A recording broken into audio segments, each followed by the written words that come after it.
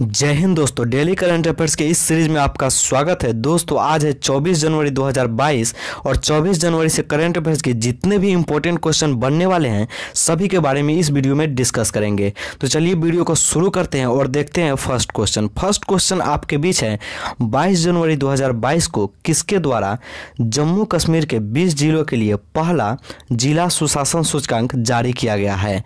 तो अभी हाल ही में गृह मंत्री अमित शाह के द्वारा जम्मू कश्मीर के 20 जिलों के लिए पहला जिला सुशासन सूचकांक जारी किया गया है। ठीक है, इसमें जम्मू टॉप पर है। ठीक है, इसको आप ध्यान में रखिएगा। तो इस प्रकार ऑप्शन ए इसका आंसर हो जाएगा।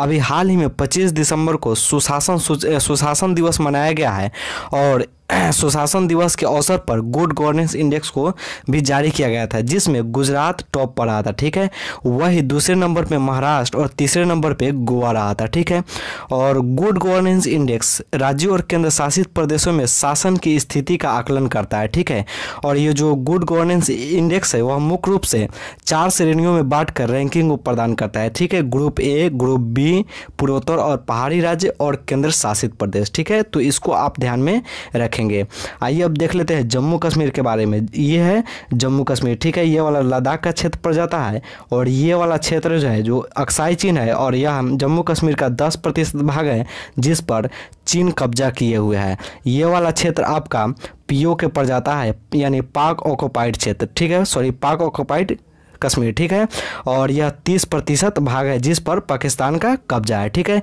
यहीं पर है आपका सियाचिन ग्लेशियर। ठीक है, क्या है सियाचिन ग्लेशियर, जो कि विश्व का सबसे ठंडा और ऊंचा युद्ध का क्षेत्र है। ठीक है, और यह भारत और पाकिस्तान के बीच विवादित है और 1984 ईस्वी में 1984 में ऑपरेशन मेघदूत द्वारा इसे पाक से वापस लिया गया था। ठीक है, इसको आप ध्यान में रखेंगे। और ये जो लद्दाख वाला क्षेत्र है इसकी राजधानी है आपका लेह। ठीक है, लेह है और यहाँ के लेफ्टिनेंट गवर्नर है आर.के. माथुर। ठीक है, और लद्दाख जो कि सबसे बड़ा संसदीय क्षेत्र है और इसे लिटिल तिब्बत के नाम से जाना जाता है। ठीक है, और यहाँ का जो लेह हवाई अड्डा है वह सबसे ऊँचा है। ठीक है, इसको आप ध्यान में रखेंगे। वही जम्मू कश्मीर जिसकी राजधानी है श्रीनगर। ठीक है, श्रीनगर और जम्मू कश्मीर के अभी लेफ्टिनेंट गवर्नर है मनोज सिन्हा।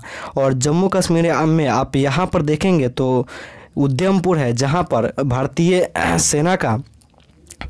सेना के उत्तरी कमांड का हेडक्वार्टर है। ठीक है, और यहाँ पर है बुर्जिल दर्रा और यहाँ पे है आपका जोजिला दर्रा और ये वाला है जो ये बनिहाल दर्रा है। इसको आप ध्यान में रखिएगा।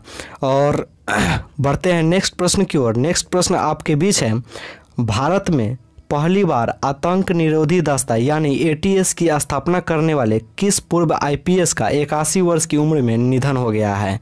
तो अभी हाल ही में आफ्ताब खान का 81 वर्ष की उम्र में निधन हो गया है, जिन्होंने भारत में पहली बार आतंक निरोधी दस्ता यानी एटीएस की स्थापना की थी। ठीक है, और ये आफ्ताब अहमद खान 1963 बैच के आईपीएस ऑफिसर है और इन्होंने 1990 ईस्वी में मुंबई पुलिस में एटीएस का गठन किया था। ठीक है, तो इसको आप ध्यान में रखेंगे, जिसका अभी हाल ही में निधन हो गया है। ठीक है, बढ़ते हैं नेक्स्ट प्रश्न की ओर। नेक्स्ट प्रश्न आपके बीच है, किस देश के विकेट कीपर बल्लेबाज मोहम्मद रिजवान को ICC men's T20 player of the year चुना गया है।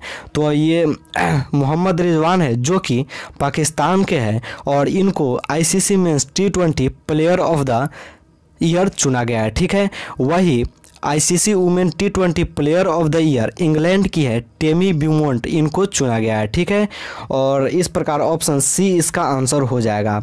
मोहम्मद रिजवान जो कि T20 फॉर्मेट के एक कैलेंडर ईयर में 1000 रन बनाने वाले दुनिया के पहले खिलाड़ी बने थे। ठीक है, इसको आप ध्यान में रखेंगे।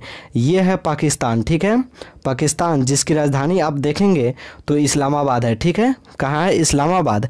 और पाकिस्तान के जो प्राइम मिनिस्टर है वो है आपका इमरान खान और यहाँ के प्रेसिडेंट है आरिफ अलवी। ठीक है, और पाकिस्तान में यहाँ है आपका ग्वादर बंदरगाह जिसको चाइना विकसित कर रहा है। ठीक है, और चाइना के द्वारा एक सड़क का निर्माण किया गया है जिसका नाम है CPEC सड़क। ठीक है, क्या नाम है? CPEC सड़क, यानी चाइना पाकिस्तान इकोनॉमिक कॉरिडोर। ठीक है, और यह ग्वादर सदर बंदरगाह तक है, ठीक है, इसको आप ध्यान में रखेंगे। और यहाँ पर देखेंगे तो आपका कराची बंदरगाह है, ठीक है।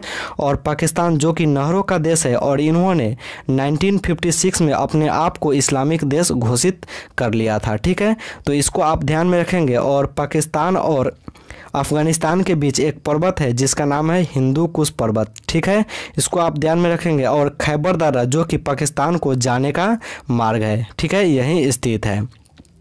बढ़ते हैं नेक्स्ट प्रश्न की ओर। नेक्स्ट प्रश्न आपके बीच है, 23 जनवरी को किसने नेताजी सुभाष चंद्र बोस की 125वीं जयंती पर इंडिया गेट पर नेताजी की होलोग्राम प्रतिमा का अनावरण किया है?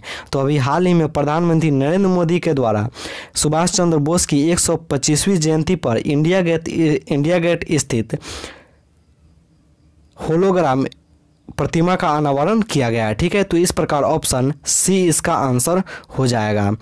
और नेताजी सुभाष चंद्र बोस जिनका जन्म कटक उड़ीसा में हुआ था, कहाँ हुआ था?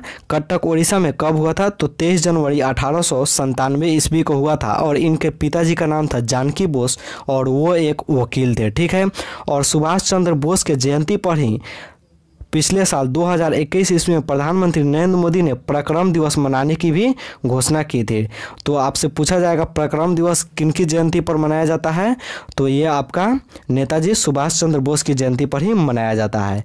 नेताजी सुभाष चंद्र बोस ने ही दिल्ली चलो और तुम मुझे खून दो मैं तुझे आज़ादी दूंगा का नारा दिया था, ठीक है, तो इस प्रकार ऑप्शन सी इसका आंसर हो जाएगा, जिनका हाल ही में 125वीं जयंती मनाया गया है 23 जनवरी को।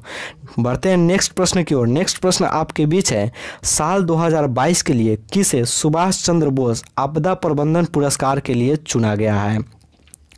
तो यहाँ दो लोगों को चुना गया है। एक तो व्यक्तिगत तौर पर विनोद शर्मा को चुना गया है, वही संस्थागत तौर पर GIDM यानी Gujarat institute of disaster management को चुना गया है, ठीक है, तो इस प्रकार ऑप्शन ए और डी दोनों हो जाएगा, ठीक है।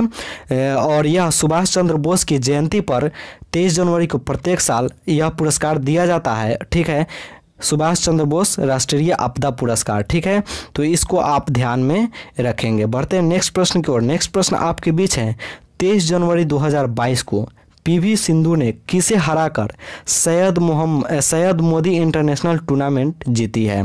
तो इसका आंसर हो जाएगा आपका मालविका बंसोर को हराकर PV सिंधु ने सैयद मोदी इंटरनेशनल टूर्नामेंट का खिताब अपने नाम किया है, ठीक है, तो इस प्रकार ऑप्शन सी इसका आंसर हो जाएगा। नेक्स्ट प्रश्न आपके बीच है, 23 जनवरी 2022 को हरियाणा के मुख्यमंत्री ने राज्य सूचना आयोग भवन का नाम किसके नाम पर रखने की घोषणा की है? तो हरियाणा के जो मुख्यमंत्री हैं मनोहर लाल खट्टर, इन्होंने राज्य सूचना आयोग के भवन का नाम सुभाष चंद्र बोस के नाम पर रखने की घोषणा की है, तो इस प्रकार ऑप्शन डी इसका आंसर हो जाएगा। हरियाणा, ये है आपका हरियाणा जिसकी राजधानी है चंडीगढ़, ठीक है, और यहाँ के मुख्यमंत्री है मनोहर लाल खट्टर, ठीक है, और हरियाणा में ही अंबाला स्थित है जहाँ सैनिक छावनी है, ठीक है, और हरियाणा में ही पानीपत स्थित है जहाँ 3 बड़े युद्ध लड़े गए थे, ठीक है, 1526 में, 1556 में और 1761 में लड़े गए थे पानीपत का युद्ध, ठीक है, तो इसको आप ध्यान में रखिएगा। और आई होप ये करंट अफेयर्स का सीरीज आपको पसंद आया होगा। अगर वीडियो अच्छा लगा हो तो प्लीज़ वीडियो को शेयर करिएगा। फिर मिलते हैं कल सुबह, तब तक के लिए धन्यवाद।